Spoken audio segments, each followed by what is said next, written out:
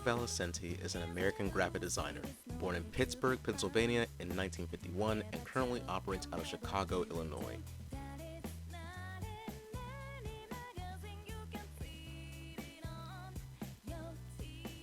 He received his BA in 1973 from Bowling Green State University, and later his MA and MFA in photography from the University of Iowa in 1975. Photography in Chicago wasn't interesting enough for Mr. Valicenti, inspiring the pursuit of a more interesting portfolio via working with Bruce Beck Design until Beck's own retirement. In 1981, Valicenti opened his own studio, R. Valicenti Design.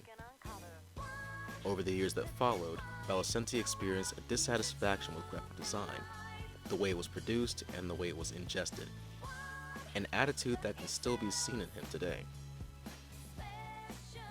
These feelings persisted until 1988, when he decided to refocus and rebrand his studio as Thirst, a communication and design practice that is working to this day.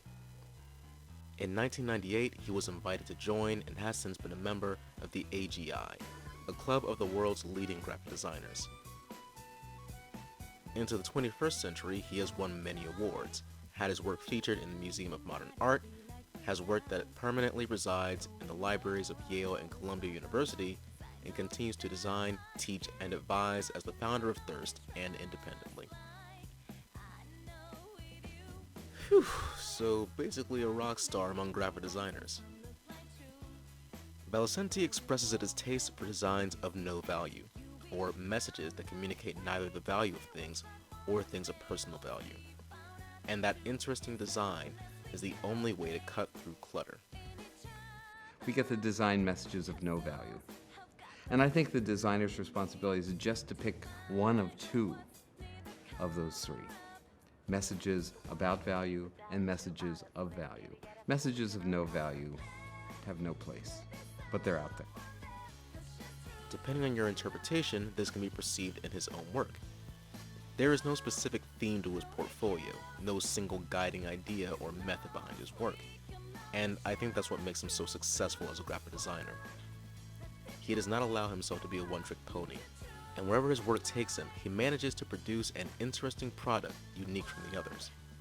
In that sense, it's difficult to narrow down the specifics of how he sells his ideas, but there are a couple of common factors that I believe are useful areas for graphic designers to study. Depending on your client and the purpose of the work, you either must communicate to your client or your client's audience.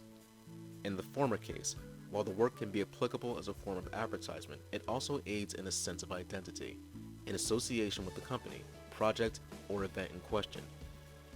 Words or names that are physically large in the composition are very effective at showing who you are. In the latter case, typography that obscures the words themselves, while also being interesting to look at, can draw in an audience based on curiosity alone. The attempt at deciphering the text, as long as it isn't too difficult, can stick in the audience's mind, working as a powerful method of advertising.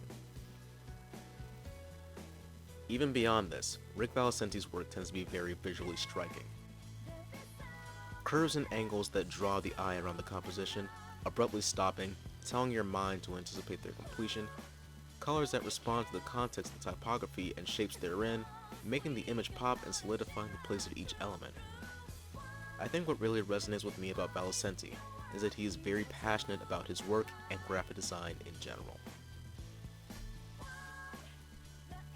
He has decades of work in the field, which informed very strong opinions about graphic design, the seeds of which being what inspired the decision to create his own studio in the first place. It's the feeling of being dissatisfied from only seeing bland and uninspired creations from people that you know are only doing the bare minimum for the paycheck, and hoping that you could influence someone, anyone, to care a little bit more.